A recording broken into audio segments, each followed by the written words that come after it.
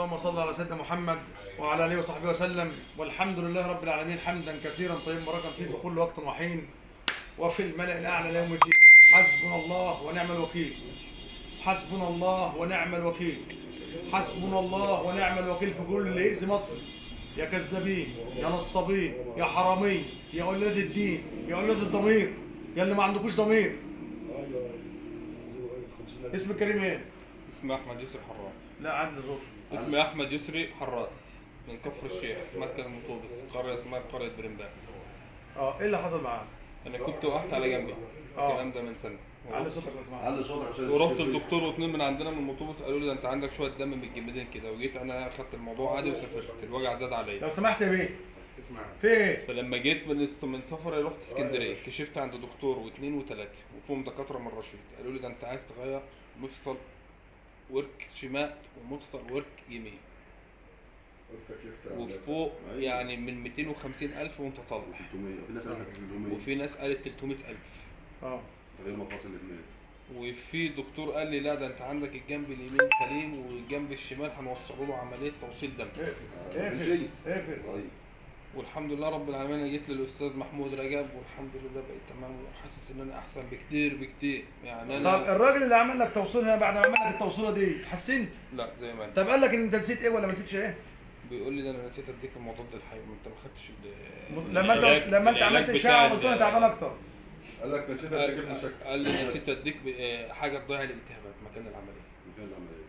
وانت قلت له انا زي ما انا مفيش تحسن. قال لك لما انت قلت له مفيش تحسن. قال لي يبقى هنجربه ولا نعمل له عمليات ثانيه بتاعت اللي هي هنجربه. لا هنعمل له عمليات بتاعت وكنت رايح احدد معاه عمليه العمليه بتاعت المفصل، وسبحان الله رحت له قال لي روح اعمل تحليل، ورحت له بالتحليل قال لي ده انت عندك يعني كنت خلاص هعمل العمليه، قال لي ده انت عندك الانزيمات بتاعت الكبد احنا شويه ظبط الانزيمات بتاعت الكبد بتاعتك.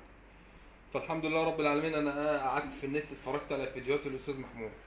طبعا انا من كفر الشيخ من جنب رشيد ما اعرفش اي حد في المنطقه دي، فانا مع صديقي وراجل حبيبي في الصفا من هنا اسمه عم سمير عكور من شبرا باب المنهل. اتصلت على الراجل مشكوره، انا قلت فضلت ارن على حضرتك شويه ياما برضه التليفون ما بيجمعش. ما انا قافله عشان الناس بتجيب كده، انا ما نمتش من امبارح. جيت انا رنيت على مين؟ على عم سمير، وصلني بالاخ تامر. من اخوه انا سمير يعني. انا فاهم. قلت له يا عم تامر الوضع بيقول 1 2 3، قال لي يا باشا الراجل جنبنا وتعالى احنا مش هنخسره ايه وتعالى روح ونشوف. على طول ما ترددتش، انا عارف الراجل. فجينا والحمد لله انا دلوقتي بقيت احسن، مفيش وجع. انت كنت بتقعد تربع؟ لا عمرك ما ربعت؟ عمره ما كنتش بعرف اقعد حتى وافرد ظهري، يعني انا لما كنت اقعد وافرد ظهري لازم ارمي ايدي الاثنين ورايا. طيب الموضوع ايه يعتبر ايه؟ الموضوع كلته فلوس مش اكتر. نصب انت نصب عالمي نصب رسمي. وكنت انا يعني راجل فلاح، يعني انا هروح الغيط ولا مؤاخذه وهحش للبهايم وهعمل كان ده كله هيروح، وعندي عيل صغير. انا رحت للدكتور في رشيد، انا جيت مش شايف قدامي عنده عيل من كلامه قال لك ايه؟ قال لي ولازم وممكن بعد 7 8 سنين تعملها تاني. يعني هتدفع 300,000 بعد 7 8 سنين تعملها تاني. اعملها كمان مره مش ترجع زي الاول. مش ترجع زي الاول. ايوه نفس الوصف ده والله. طب الناس بتقول عليا نصاب. لا كذابين على فكره. انا من شباب قريب من الاستاذ محمود، وفعلا ناس كتير قالت عليه نصاب، بس بفضل الله الراجل ده راجل محترم ومش نصاب، وادي النتيجه قدام عينيا انا وشفتها. النتيجه دلوقتي انا اصلا الراجل جايبه مسنده. انت عارف مين بقى نصاب؟ مش ولاد بلدي، ده في دكاتره قاعدين ناس هنا. ايوه يا سيدي. ارجع يا عم ارجع يا هلا، تروحين فين يا هلا؟ في ناس انا لما انا اتصلت على عم تامر قلت له انت لو رحت سالت هيقابل لك ناس يقولوا لك الراجل ده نصاب. قلت له مالكش. ايوه قلت له تعالى طالما الراجل اصل الراجل من ابو صير وجنب مني، تعالى نروح. تمام. فانت قلت له قابل الراجل مقصود. انا راجل كنت متابع فيديوهاتك برضه على النت. انا كنت براجعك عشان انا كنت براجعك خلاص. قال لي انا رشيد معلش. احنا طالعين من الفجر. هذا الراجل اللي صار ده، هذا الراجل اللي صار ده. احنا طالعين من اذان الفجر والله، وجينا لحضرتك هنا الساعه 9 بالظبط، كنا رقم 60. خليك تروح لبره، قلت له انا مش وراك. الحاج تامر خد والله احنا ماشيين هنا بعد الظهر. شوفوا مين يا قال خد ورجالتك وروح. طيب يا مصريين عايز اقول لكم على حاجه. امبراطوريه النصب اللي شغاله دي في مصر دي هيديها تماما. بامر الله وقادر على كده ههدي امبراطور النصب اللي في مصر دي خالص. دول نصابين واقسم بالله نصابين. انصب خلق الله. الدكتور قال لي انت عندك ماده استنى كلم الجيلاتين، هادي لو ماده الجيلاتين اللي على العظم اتاكلت، تاكل. وعندك قرحه في العظمه بتاعت الايه اليمين، عندك قرحه كده في العظمه، وانت لسه ما دخلتش على مرحله التاكل في العظمه. قال لي قدامك شهرين ثلاثه وعظمه هتتاكل وربنا يعوض عليه في رجليك الاثنين. بقول لك ربنا يعوض عليك في رجلك الاثنين. يعني انت جاي من هناك مش شايف فعلا. ايوه يا عم لسه شاب انا ابويا وامي في البيت نسوا الضحك. مش زعل. حاجه والله. انت الكبير بتاعهم. ايوه الكبير بتاعهم. وطفل قد كده. طيب يعني الراجل خلاص انا عايزك تاخد راحتك في الكلام، توجهه للدكاتره والكلام ده كله اللي هم بتوع النظام بالذات. اللي بتوع النظام بالظبط حسبي الله ونعم الوكيل. احنا بقينا في ما هو الراجل هاتي كده احمد اهو ماشي 100 اهوت. انا الراجل انا جايب مسنده على فكره. حلو خلاص. والله لا والله انا ما كنت بقدر البس البنطلون، والله والله انت اللي بتلبس لي الشراب طب وتلبس لي انت بالك قد ايه ما قعدتش ربعت؟ داخل على سنه. داخل على اقعد سنه. ربع. قول انا عايز العب بنطلون. ايوه احمد اهوت قاعد مربع اهوت والحمد لله. وبقى 100 100 ده شكر لله يا رب العالمين. وفي جلسه واحده لا ب 300000 انت دفعته كام؟ 300 جنيه. قول لي ما دفعناش غير 300 جنيه مش 300000 على فكره بالمناسبه. قاعد ناس احنا ما دفعناش غير 300 جنيه. الاسماعيليه اللي دفعناهم اول عن اخر والله. ما حد جابرنا على حاجه. ربنا يشفيه. احنا جايين على الطبيعه. بص دي يرفع تكون مش بيعمل كده طبعا. لا مفيش كلام. يعمل ليه اصلا ماله؟ عايز تلعب بطولة على البطولة على يا فكره. عم بقى صورني مع احمد عشان انزل. طيب يا دكتور نوال. انا قلت لكم هعلمكم. طيب انا قلت هعلمكم العلاج الطبيعي في مصر من اول وجديد. ده بقى عشان يعمل علاج طبيعي يعمل علاج طبيعي العمر كله. بتكلم جد والله العمر كله. والدكتور بيقول له ده الغير مفصل ب 300000 وبعد 7 سنين مفصلين اثنين الشمال واليمين. ما حدش قال لك ب 250. في واحد قال 250 وواحد ممكن يقول لك ب 100. واحد. الحق ايوه والله الحق تجاره هات يا عم. تجاره. وفي مفصل الماني ومفصل صيني ومفصل امريكي ومش عارف ايه والتوبه. ولما انت لما تعملها انت مثلا الماني يقول لك اصل انت ما رضيتش تعمل امريكي. ايوه ما انا قلت لك من الاول ونصحتك مش كده. طب ما انا انت ما قلتليش يا دكتور انا سمعت منك الكلام ده. ما هي نصبايه كبيره. هي نصبايه شق جيوب. شق جيوب نصبايه فعلا. الراجل جاي مش مصدق والله. والله العظيم والمصحف. احمد كان بيمشي كده. ايوه كانوا مسندينهم دلوقتي. قسما بالله اكتر من سنه. ايه ده نفس الحاجه؟ اكتر من سنه. طب بعد اذنك انا دايما مش احمد تاني كده. احنا كنا قاعدين عندك كان احمد عامل ازاي؟ على مين؟ على مالك. احنا كنا قاعدين عندك كان عامل ازاي؟ مفيش قاعد. والله العظيم قاعد قاعد مفيش مش عارف يفرد رجله ولازم يجيب ايديه. انا والله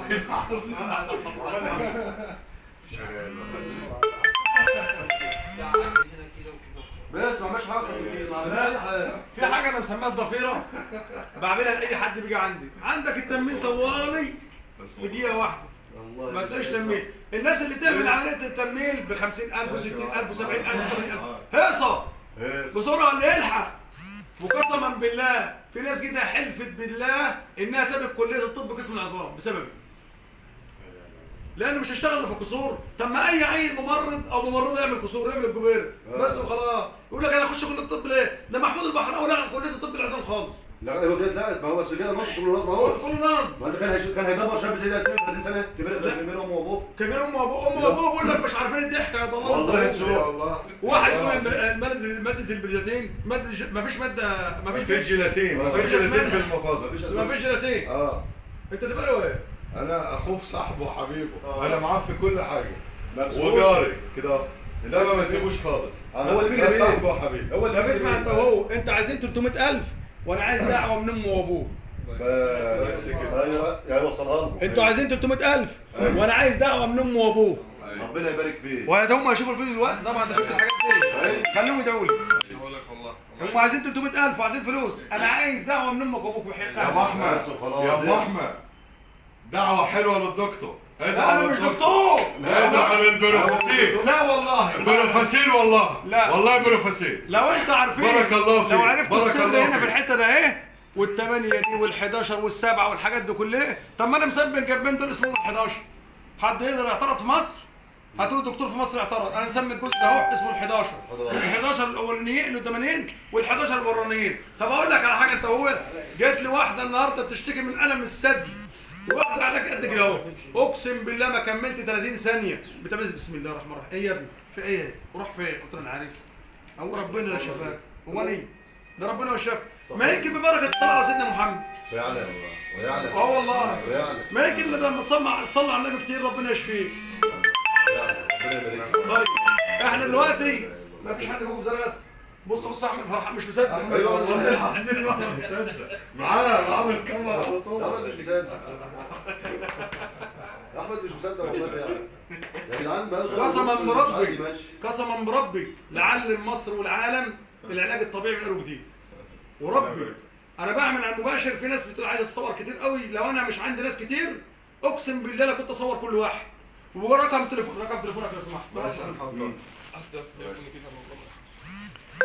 بقيت بتوطي يا رب. ايوه ما كانش والله كان بيعمل كده الاول. ما كنتش بجيب البنطلون والله، اقول لك والله العظيم. انا جايب الكرسي بتاع العربيه لورا خالص وممدد كده والله العظيم رجلي ما كانت بتتكلم.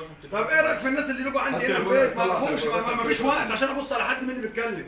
مفيش والله. بيقولوا عليا ان الصبر جاع يا جماعه، ده بنا. هو انا بنا عيب فيا؟ عيب فيا انا بنا؟ عيب ان كذا بس متعلم بس فاهم. كلام سليم. طيب لما يجي لي واحد النهارده اقسم بجلال الله وحق من رفع بالسماء بالعمد وحق من قال الله عنده سرطان في الكبد المرحله الرابعه، ويجي لي النهارده انا عايز الجرعه الثانيه، بقول له ليه؟ قال لي بنزل الفل يا جدع وما عادش بطن ما عادش اي حاجه، وكان عنده استسم وكان عنده دوال على المريء. سبحان الله. قول الرقم يا 011 129 73 694. ده رقم احمد حراز اللي ده لسه بيتعالج رقم دلوقتي. المريض احمد حراز اللي ربنا سبحانه وتعالى شفاه دلوقتي اهوت، واحنا وقتي. كلنا واقفين مع الدكتور وقتي واقفين. احمد يسري حراز، خدت معاك وقت قد ايه بعد كده؟ محافظه لا، كفر. خدنا ما كملناش دقيقه برضه 40 ثانيه والله، ما خدنا دقيقه. ما كملناش دقيقه. طيب وحد الله. في واحد اسمه الحاج شعبان زلط من حته اسمها الفشاش، عزبه الفشاشه مركز شربين، بيقول لي والله يا محمود لو تعرف هم مسموا المريض ايه؟ قلت له سموه. قال لي واحد يقول انا جالي اصحابه، انا واحد يقول انا جالي 20 راس النهارده، والتاني انا جالي 30 راس، 40 نفر، 50 حته، 30 لا مؤاخذه يعني اكني بهيمه بيقولوا مش على والله العظيم مش بني ادمين بقى، مش في مصر بس، ده في العالم كله. هي بقى تجاره مع العالم كله. لو تعرفهم ان المولى عز وجل خلق جسمك هنا كله بتفاصيله، والله العظيم تكاد الخطوط ده هيبقى عداه وبعمل حاجات غريبه. هي من عند الله. هي من عند الله ربنا. والله من عند الله. بركه. ربنا مسمى مصر كلنا مسمينه محمود بركه، واحد يقول لك فل واحد مش عارف. الراجل بركه يا دكتور. طيب انت مش دكتور، الحاج محمود. ربنا يبارك فيك. طب معلش اخر كلمه بالله عليكم، شفت سحر؟ لا والله. ابدا. شفت عفاريت؟ لا والله. لا شفت اي حاجه؟ والله احنا داخلين للراجل ودماغه بيوجعه ويقول انا التعبان طب واقف من اسمع الساعه 8 اسمع الصبح. دي مني انا بقى، اسمع دي مني انا. قلت له يا احمد على فكره هو الراجل قريب مني اهوت، انا من شبرا اللي هو حسين. الراجل ده احنا لو خشينا عنده نستخدم خبط ولا دق في جسمك انا مش هخليه تعمل عنده حاجه. الراجل ده انا ممنوع الخبطات والدق ده في الظهر والحوارات دي. لا مفيش. قلت طب هو له كان قاعد فين؟ تعالى اقول له انا كنت قاعد فين كده؟ الراجل كان قاعد على الكرسي اهوت تعالى اقول له وما عملش يعني انا وانا في البيت وانا طالع من البيت قلت له ممنوع تعالى هنا كده. شوف الخبطات في الظهر والخشب والبتاع والحوارات دي. قلت له صلى على النبي. مسكتني. انت عملت اكتر من كده؟ كنت قاعد اكتر من كده؟ لا والله. نيمتك؟ لا والله. شديت رقبتك؟ لا والله. عملت لك حاجه؟ لا والله. الله والله قلعتك بنطلون؟ قلعتك قميص؟ انا اصلا مش مصدق انا دلوقتي.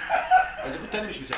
صلى على النبي. عليه الصلاه والسلام. الاغرب من ده كله لما يجي لي واحد النهارده راجل عنده انا صورته صعيدي 75 سنه وعايزين نعمل في رقبته في جامعه اسيوط. قال لي طب ما تيجي نعلمكم علاج الطب الطبيعي عشان مصر ما تبقاش معوقه كلها. لا. هو انت هتركب مفصل يا اما يموت؟ هو انت يا اما تعالجه انت ما تعالجش ان شاء الله ما تعالج سيبه وهتعالجه انت. ما عندكش حل سيبني انا الحل انا. لان انا بقول لك قبلكم قلت لكم قبل كده يا مصريين اللي يعلمه ربنا غير اللي يعلمه البشر. انا بقى ربنا اللي علمني. تسلم. والراجل يقرب. انا شعب مصر كله بيحبني. خلي بالك هم بيخلوا الناس على الرجال عشان تبقى عارف. في كل حته. ايوه. الولا بقى اسمه الطبيب الشاعر ده ما اعرفش ده هو من بشوف بيقول انا عارف دي. هم بيتكلموا وانا برد عملي. بس ما عشان كده احنا اقتنعنا بنا ليه؟ فضيلتك خير ده ليه؟ انت الجثه قدامك هي اللي بتعالج اساسا مباشر. انت مسكت رقبه واحده كانت مش عارفه تحرك رقبتها تقول لك لا طايقه لعيالي ولا جوزي. النبذتين دول انا شايف بعيني ومسك رقبه الست كده هو اظن هيقطمها في ايده. عندك حاجه قلت الله ما في يا ولد عندنا طب الراجل اللي انت قابلته في الشارع وكان لابس الرقابيه في واحد شفناه في الفيديو. كذا واحد كذا واحد كنت في المحل باين؟ محل معلم. ايوه انت ماله لما كان لا مركب ده انا معاه. قابلت واحد ما رضاش يتصور، قابلته في الشارع العباسي في المحل. تعال تعال ما هو- ده كتير مش بقى. وقته مش وقته دلوقتي مش وقت التليفونات. خلي بالك قابلته في الشارع العباسي مركب الرقبه وعامل عشان كده. نزلت الرقم. ايه يا ابني؟ قال لي ده انا هعمل عمليه بعد بكره. عشان نزلت الرقم قال لي قلت كده. الدكتور انت عندك الرابعه والخامسه، قلت له احنا نعمل والله تك تك واحنا واقفين. اقسم بالله امه كانت ماشيه معاه وجايه من عند الدكتور وهتعمل عمليه بعد بكره. امه بقت توطط على الارض هتبيس رجلي. ايه يا وليه يا وليه يا امي ده ربنا شفاها، انت نزلت بتقول الفيديو؟ ربنا ما فيش فايده. تعمل لي ازاي؟ نزلت ده الفيديو؟ الدكتور قايل لنا على 90,000 انت جنيه. حضرتك منين؟ 90,000 جنيه وبنتحايل عليه يسيب 10. يا حاج قلت محمود. له ولا جنيه. يلا يا باشا في واحد من الاردن عايز يكلمك من البث المباشر من البث اللي بتاعنا لسه بس هو من الاردن. ما هو لو انت تطلع عن اهلك تحدى لك كمان اسمك. طب ما هو احمد يا احمد اهو هو عايز يكلمك. طيب حاضر. خليك على المباشر. خليك على الموبايل. السلام عليكم. اهلا وسهلا. الحمد لله ما عليكش الحمد لله. خلينا بس بقى يا جدع. ماشي ماشي اه ماشي ده يا ماما سيبه ماشي. ايه هتيه؟ عندك خليك ايه؟ خليك معاه تاني. بس على البنطلون. بس على البنطلون. اما تنزل احمد اهو بيمشي و100 100 اهو انت معانا يا ابني. ايوه احمد اهو بيمشي و100 100 اهو وبيقع. كانوا عايزين يخسسوه خلي بالك. وقالوا له اعمل ريجيم وكل نص رغيف في اليوم. هي والله العظيم. وبعد ما قال لي انا اتحرمت من كل حاجه، الفاكهه ماليه الثلاجه والاكل كل يوم نص رغيف. ويعملوا رجيم عشان يخس علشان يعرف يعملوا العمليه. اخر ما زهق قال لك ولا رجيم ولا بتاع، كل على طول كده وخلاص. انت لو على فكره الناس الكبار اللي هنا بيجوا هنا بتوع الدوله مستشارين ودي وظباط وبتوع الجيش والكلام ده كله بتوع الشرطه بيقول لك ايه؟ امال ايه؟ فلان انا ما اعرفش يا محمود انا فلان الفلاني اه اتفضل ما يهمكش دب ايه يا ابني؟ قلت له قال لي خلصت بسم الله الرحمن الرحيم يخرب بيتك. خد امسك. والله يا دكتور والله العظيم انا بقول لك انا نفسي مش انا فكرت الموضوع هياخد يوم. هو انت طبعا ان شاء الله عندك بص كده هياخد ايه؟ انا فكر الموضوع والله هياخد اسبوع 2 شهر شهرين على اللي احنا سمعناه. على اللي احنا سمعناه من الدكاتره بتوع اسكندريه. اللي احنا سمعناه من الدكاتره بتوع اسكندريه مفكر الموضوع هيطول معانا. اي والله. ما يجيش دقيقه والراجل قام ماشي اهو. احمد اهو يا جماعه احمد اهو ماشي وحلو اهو اقعد كده اقعد بقاله سنه يا جماعه ما استربحش سنه وشهرين ما استربحش احمد اهو قاعد اهو. مش ربنا يبارك فيه ويحفظه يا رب ويبارك فيك يا بس انت دكتور. معلش انت لسه ما فيش ما فيش ياخد علاج خالص ولا ياخد اي حاجه بقى هو طيب صلوا على النبي. علاج يعني ما فيش اي حاجه بقى. لا خلاص. ولا الهوا. بقول لك انا جالي واحد من منزله من حته اسمها مدينه النصر. بقول له اقسم بالله انا تعبت عند الدكتور بعد عمليتين 2 لا داعي ذكر اسم الدكتور. كلام سليم اقسم بالله. وريت له الفيديوهات بتاعتك بقول له يا دكتور انا عملت عندك عمليتين وتعبان اكتر من الاول ويا ريتني ما كنت عملت. طب شوف الراجل ده بيعمل كده. قال له ده ابن كلب حمار ده نصاب وحرام. ده الحكومه مسكته كذا مره ولا حد جه ناحيته ولا حكومه ولا دين ولا اي حاجه. قال له هو نصاب وحرام والله. الراجل جه هنا وقال لي اقسم بالله عملت له تعمل ازاي؟ قال لا في ايه يا جدع انت؟ قلت له ايه؟ قال لي مفيش حاجه ده فلان الفلاني قال لي كذا كذا الفلاني فين؟ والدكاتره كلهم بيشتموا فيه. تليفونك معاك. قلت له مش مشكله خده معاك. اللي يشتم ماشي ماشي. فبعد ما تصلي على سيدنا محمد اذا كانت هبه ربانيه الحمد لله عم الله يوفقك. ما هي مالهاش تفسير غير كده. ايوه هو كده. لان انا درست الكف ده صح قوي. في ناس بتجيب حاجه خريطه الكف دي طب فين الواسطه بتاع الكف؟ الواسطه بالاجهزه دي ايه اللي موصل الاجهزه دي ببعضها؟ طيب احنا هنقول حاجه انا بفضل الله عز وجل الا واحد قال لك محمود البحراوي عالم قول له ده كذاب ده ربنا هو اللي مديني. بس ما اعرفش حاجه والله ما اعرف فيها حاجه. ربنا هو اللي معلمه وربنا هو اللي مفهمه. ربنا هو في كتاب العزيز ايه ففهمناها سليمان. اسال الله العظيم رب العرش العظيم ان يفهمني ويعلمني ويجعلني رحيما ويجعلني كريما في بيتي يا رب. اللهم صل وسلم وبارك على سيدنا محمد. وربنا قول رقم تليفونك تاني بقى على صوت. رقم تليفونك. الله ولا حافظ ولا ابو رحمه الله يكرمك. هو مش مصدق اصلا لسه. ابو رحمه مش مصدق. والله العظيم. ايوه انا بقول لك انا مش مصدق. تذبح حاجه بقى ولا ايه؟ ايه والله يا عم ان شاء الله باذن الله، والله ان شاء الله باذن الله. انت كنت هتدفع 300000. اه هات لك جاموسه التليفون اذبح بتاع حاجه. سيبك بقى من 300000، انا شغلي فين ومستقبلي استنى. فين محمود. رقم التليفون بتاع احمد يسرى حراس 011 12 97 36 94 تاني 01 11 29 73 6 94. العنوان كامل. العنوان كامل بقى. محافظة كفر الشيخ، مركز مطوبس، قرية بريمبال. طيب انا عايز اقول لكم على حاجه. اتفضل. بعد الرسول محمد صلى الله عليه وسلم، لو انا النهارده بصور الحالات اللي كانت عندي وربنا سبحانه وتعالى جعلني سبب في شفاها، اقسم بالله حاجه وهم. يخش شايلينه يطلع ماشي. يطلع عليك. بفضل الله. ربنا يبارك لكم. طب ان شاء الله انا والله العظيم احنا قاعدين على عندي القهوه، دلوقتي استنى هنا اتفضل هات ايه. الراجل قال لنا كان في 2 شايلينهم كده مربعه من ومدخلينهم، اه بيقول دخلوا طلعوا بيشتغلوا باليومين في الاراضي دلوقتي، في واحنا قاعدين الفلاح على بقى. القهوه هنا اهو اتوهمنا. ازاي يا عم؟ والله داخلين من شالين قال لك دلوقتي عم بفلحوا في ارضهم وبيعزوا الفاس وبحيي رجل الاعمال الكبير بتاع الصوت وعضو مجلس الشعب اللي بعت لي 4 هنا ورب الكعبه. الراجل بديله بقول له خد كارت الاعاده حتى عشان انت لو انت ما اتعالجتش هترجع تيجي ايه؟ بترجع الاعاده ببلاش. قال له يا يبارك جدع لك. انا حاسس باللي انا فيه دلوقتي. اه. انا حاسس الدم بيجري في عروق. سبحان يا الله. نهار اسود يا جدع والله. والراجل شكرني، ما يشكرش انا، يشكر ربنا. اشكر ربنا سبحانه. هو مين اللي علمنا كده؟ ربنا، عشانك انت وعشان غيرك. انا واخدها من ايه؟ من الفقير والغني والصنايعي والدكتور واكبر ناس في مصر. فانا عايز اصلي على سيدنا محمد صلى الله عليه وسلم. لا قول. احنا يا جماعة طالعين من كفر الشيخ من الساعة 5 صباحا. بتاع بره الهدف. جينا للدكتور النهاردة الساعة 9. لقيت ايه؟ احنا كنا رقم 60، احنا ما عرفناش نخش نحجز. احنا كنا رقم 60 من الساعة 9، لسه دلوقتي بالتوقيت ده لسه داخلين الدور بتاعنا.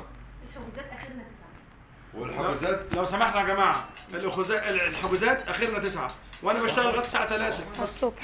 9 الصبح، لكن انا باجي ببقى تعبان جدا. يشتغلوك بقى. يعني انا المفروض اخر 3 ابص الاقي الدنيا مقلوبة على حرام. انا عايز انام ومحدش يجي لي ابوس ايديكم والله العظيم. انا بعلمكم ان جالي وقت، يعني ان جالي انا بعلم الناس مش عايز اعلم ليه؟ حرام كده، انا موت انا والناس اللي معايا. اللهم صل على سيدنا محمد وعلى اله وصحبه وسلم، والحمد لله رب العالمين، والسلام عليكم ورحمه الله وبركاته.